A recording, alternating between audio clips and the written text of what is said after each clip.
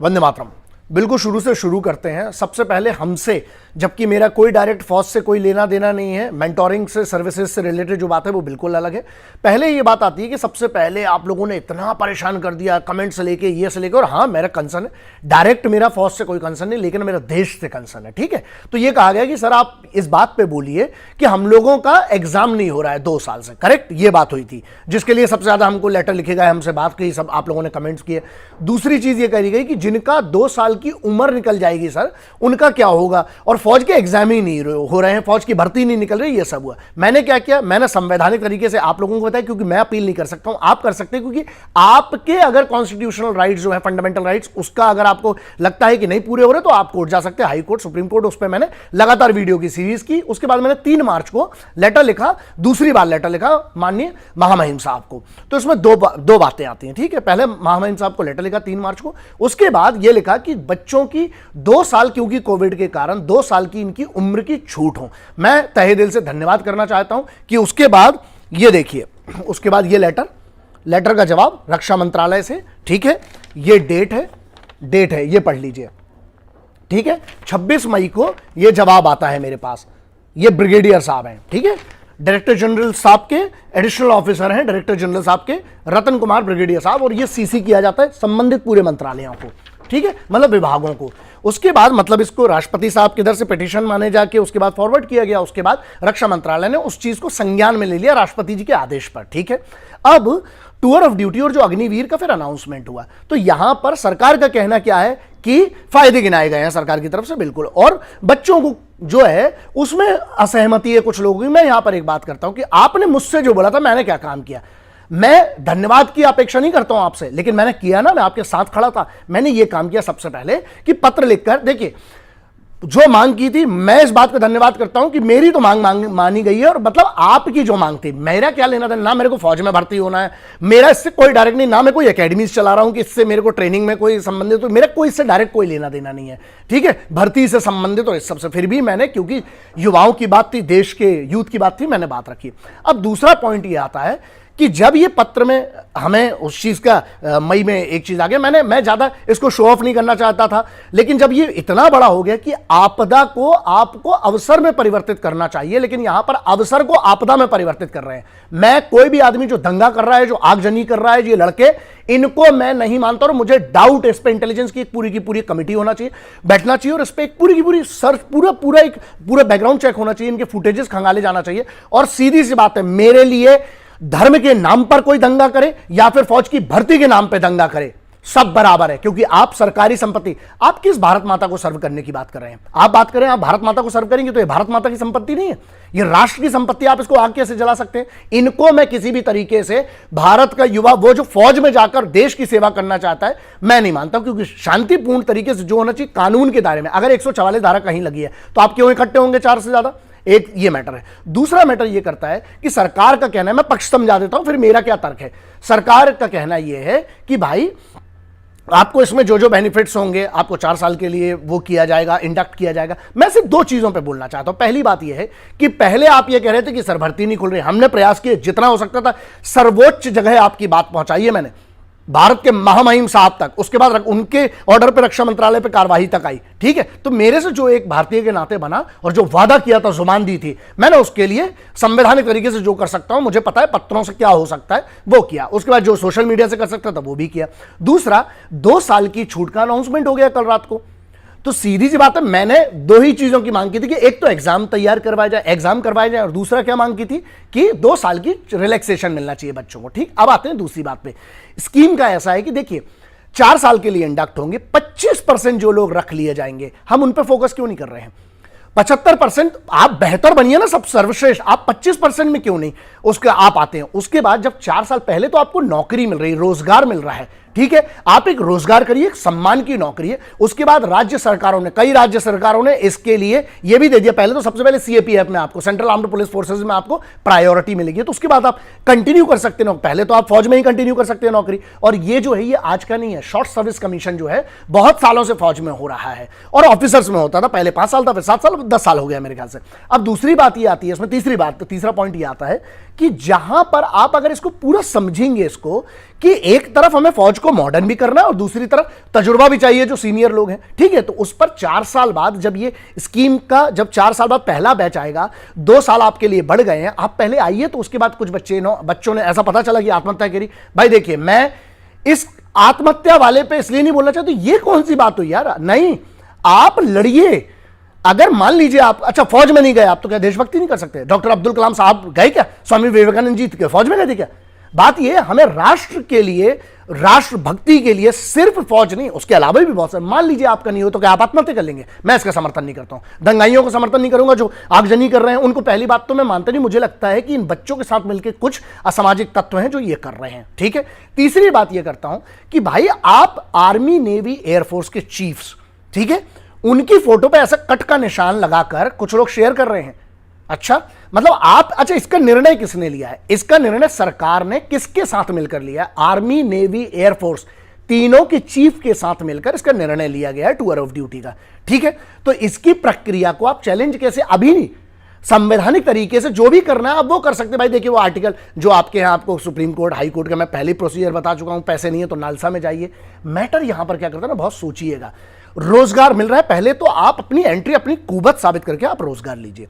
दूसरी बात, आप इतना अच्छा परफॉर्मेंस कीजिए कि आप उस 25% में रह जाए ना। और तीसरी बात, 4 साल बाद इसके बाद भी विचार विमर्श, हां अगर कोई त्रुटियां छूट गई हैं सरकार से तो उसके तरीके होते हैं, कानूनी तरीके, संवैधानिक तरीके होते हैं।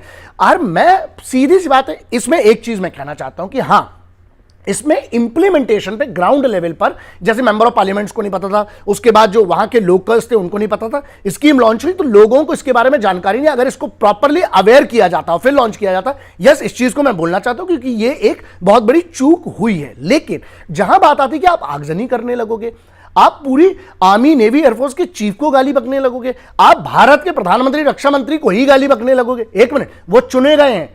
मैंने आज तक, चाहे वो किसी भी पार्टी के हो, किसी भी संवैधानिक पद के व्यक्ति के, मैं उसकी बात गलत नहीं करता हूं। क्यों? क्योंकि वो चुने गए हैं। एक डेमोक्रेटिक सिस्टम है, किसी भी सरकार को चुना जाता है, ठीक है।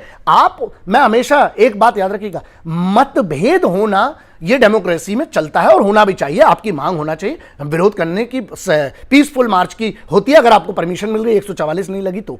लेकिन मनभेद नहीं होना चाहिए। यहां तो मनभेद की बात आ गई। आप यहां पर धमकियां दे रहे हो, आप मतलब ये उनके ऐसे फोटो पे कट लगाना, ये कौन सा है? और ये जो आगजनी कर रहा है, ये कैसे देशभक्त हैं? इनको आप देशभक्त मानते हो? आप अपने आप को, सीधा बात करता हूं मैं आपसे, आप युवा हैं, मुझे दुख लगा यार, क्या मैं आप लोगों के लिए इतनी बड़ी लड़ाई, अपना पैसा लगा के, अपना समय लगा के, फ्री नहीं बैठा कोई इधर, सब काम धाम छोड़ के आप लोगों के लिए फॉलोअप कर रहे हैं। वहां राष्ट्रपति के वहां पर महामहिम साहब के द्वारा सेक्रेटरीट से लेकर रक्षा मंत्रालय से लेकर जहां जहां जो करते हैं, फ्री बैठेंगे इधर पर, इसलिए क्योंकि मैटर करते हो आप लोग युवा मेरे लिए। और मैं बोलता हूं कि मैं आपका फैन हूं, लेकिन मैं उन युवाओं का फैन हूं जो आज भी अपनी तैयारी पे फोकस कर रहे हैं और उनको इतना भरोसा है कि हम 25% में कंफर्म हम फिर से रीसिलेक्ट हो जाएंगे।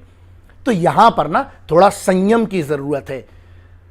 आपको, अगर आप आगजनी करोगे, मैं इसका साथ नहीं देता हूं। ये इनको पहली बात तो मैं देशभक्त मानते नहीं हूं, चाहे वो धर्म के नाम पर आग लगाएं, चाहे आर्मी की भर्ती के नाम पर आग लगाएं। अब एक लास्ट मेरा संदेश ये है इस पर यार, इजराइल, यूनाइटेड स्टेट्स, बहुत सारे देश ऐसे, स्पेशली अगर मैं इजराइल की बात करूं, वहां पर कंपलसरी आर्मी ट्रेनिंग है, उसको फिर वो रिजर्व फोर्स में चले जाते हैं।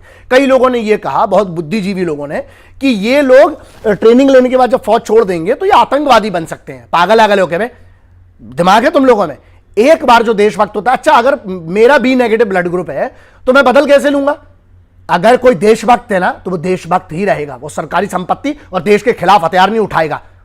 और जब कई राज्यों की सरकार भी कह रही है कि प्रायोरिटी मिलेगी जॉब में, मैं ये कहता हूं कि आप लोगों की मांग थी कि नौकरी, आप भाई नौकरी में पहले अभी इंडक्ट तो होइए, लेकिन अगर आपने क्राइम कर दिया, आपके ऊपर एफआईआर हो गई, तो वैसे आपकी नौकरी चली जाएगी। तो थोड़ा बुद्धि का उपयोग करिए। और जो लोग आत्महत्या कर रहे, देखो अपने माँ बाप का चेहरा देख लेना और जरा ये देखना कि आपका जीवन, अगर आप सच में देश के लिए जीना चाहते हो, तो सिर्फ फौज नहीं, उसके अलावा भी बहुत काम करके आप देश की सेवा कर सकते हो। अपने अपने स्तर पर आप बहुत सारी चीजों पे कर सकते हो। लेकिन और जो लोग बरगला रहे हैं इसके लिए ना, वो भी मैं सीधे कहता हूं कि पहले आप पढ़ लीजिए, अपनी तैयारी कीजिए, पहले आप इंडक्ट होइए, जाइए तो फौज में। यार 2 मांगों के लिए आपने कहा था, मैंने पूरा एड़ी चोटी सिर माथा सब जोर लगा दिया। भाई पहली मांग थी कि सेना की भर्तियां शुरू की जाए, तो हो तो गई, इतने बड़े नंबर में भर्ती हो रही हैं, ठीक है। दूसरी ये मांग थी परमानेंट और टेम्परेरी वाला, मैं कौन हूं, मैं थोड़ी निर्णय कर सकता हूं यार, वो सरकार का और आर्मी नेवी एयरफोर्स तीनों की चीफ ने बैठ के किया है, मैं थोड़ी हूं, आपने मुझे चुना है क्या, मैं नहीं हूं भाई। यहां पर जब सांसद चुने जाते, सांसद चुनते हैं एक सरकार को, ठीक है, विधायक विधान परिषद, और फिर उसके बाद सांसद चुनते हैं पूरे उसके एक नेता को, फिर वो उनका चयन होता है। सरकार चुनी गई है और सरकार चुनने के बाद सरकार ने एक पूरा का पूरा प्रस्ताव रखा, उस प्रस्ताव रखने के बाद आर्मी नेवी एयरफोर्स, अच्छा एक बात बताइए, आर्मी नेवी एयरफोर्स तीनों लोगों ने इसकी सहमति नहीं दी है क्या? दी है ना। मुझे लगता है कि मुझसे बहुत ज्यादा बुद्धि सर्विंग जनरल्स की है यार, आर्मी नेवी एयरफोर्स की चीफ की मेरे से बहुत ज्यादा बुद्धि है, मुझे तो कुछ नहीं मालूम है दुनिया के बारे में जितना उनको फौज के बारे में पता है। तो अगर उन लोगों ने सहमति दी है तो इसके लिए मतलब इसका बेहतरी, आप क्या आर्मी नेवी एयरफोर्स के चीफ की देशभक्ति पे प्रश्न उठा रहे हैं या आप उस पूरी कमेटी पे प्रश्न उठा रहे हैं? तो सोचिएगा, डेमोक्रेटिक कंट्री में हमने चुनी है सरकार, चाहे कोई भी हो। और मैं आपको बोलता हूं ये बात, मेरी आप मेरे पूरे इतिहास के वीडियो उठा के देख लीजिए, मैं सीधी बात बोलता हूं और ये क्लियर कट ये बोलता हूं कि जब कोई चीज पारित हुई है उसमें अमेंडमेंट किए जा सकते हैं, हां बिल्कुल करना चाहिए, अगर आपको लगता है। बहुत सारे तरीके हैं उसके, कानूनी तरीके, संवैधानिक तरीके हैं, लेकिन जहां ये आगजनी की बात आ रही है और जो ये दंगाई, अगर आप रोडों पे आग लगाओगे तो आप पर भी वही कार्रवाई होना चाहिए जो उन लोगों पे होना चाहिए जो धर्म के नाम पर, जो संप्रदाय के नाम पर आगजनी करते हैं, पत्थरबाजी करते हैं। बहुत क्लियर, इसमें कोई डाउट नहीं है, ठीक है। आप किसी चीज की आड़ में नहीं बच सकते हो, नहीं। और दूसरी बात है, अगर 144 धारा लगी, आपको मना किया गया कहीं जाने से, तो आप नहीं जाएंगे, क्योंकि वो बात फिर तो आप कॉन्स्टिट्यूशन का ही सम्मान नहीं कर रहे, कानून का ही सम्मान नहीं कर रहे हो, है ना। आपके कॉन्स्टिट्यूशन में राइट से शांतिपूर्ण अपनी बात रखने का, ठीक। तो अब आप देख लीजिए, आप लोग ज्यादा समझदार हैं, मुझसे तो बहुत ज्यादा समझदार होंगे, तभी तो आप लोग ऐसे निर्णय ले रहे हैं। आपने मुझसे जो मांग की थी, मैंने आपकी तरफ से बात रखी और उस बात को एंड तक लाया। 2 साल की दूसरी पॉइंट था, 2 साल की मांग की थी महामहिम राष्ट्रपति साहब को, जो मैंने पत्र लिखा था, 3 मैंने पूरे सोशल मीडिया पे डाला, आप देख लीजिए, और जो रक्षा मंत्रालय का रिप्लाई वो भी डाल दूंगा। आप एक बात बताइए, मेरे से जो अपेक्षा थी मैंने वो किया, लेकिन मैं मालूम सिर्फ वो गिलहरी हूं। कौन सी गिलहरी? जिसने प्रयास किया उस गिलहरी ने कि राम सेतु बनाने की औकात नहीं है उस गिलहरी की, लेकिन उस राम सेतु में ना थोड़ी सी रेत डालने की कोशिश किया उस गिलहरी ने, भगवान श्री राम के राम सेतु में। ना वो बानर थी ना मानव थी, लेकिन उसने गिलहरी के तौर पर भी ना रेत डाली राम सेतु में। मैं वो गिलहरी हूं, मैंने अपना काम जो मुझसे हुआ करूंगा। युवाओं की आवाज उठाने की बात और सही जगह सर्वोच्च पद तक पहुंचाने की बात थी, वो मैंने पहुंचाई और उस पर कार्रवाई भी हुई। आपके एग्जाम भी हुए, मतलब एग्जाम चालू हो गए, बहुत जल्दी भर्तियां होंगी। और दूसरी चीज, 2 साल की आपको उम्र की छूट, जो 21 वर्ष थी आज वो 23 वर्ष हो गई है। इससे ज्यादा आप क्या अपेक्षा करते हैं मुझे समझ में नहीं आ रहा है। और आप अगर कानून को अपने हाथ में लेंगे, मैं आपका समर्थन नहीं कर सकता हूं। मैं इसको 1 मिनट में भी समझा सकता था, लेकिन मैं चाहता था कि इसको एलैबोरेट करके आपको समझाऊं।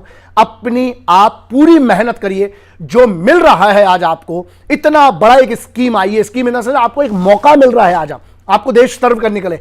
पहले तो वो भी नहीं था ना, हम अच्छाई देख लेना। अगर मौका, आप जाइए ना, आप अपने आप को साबित कीजिए।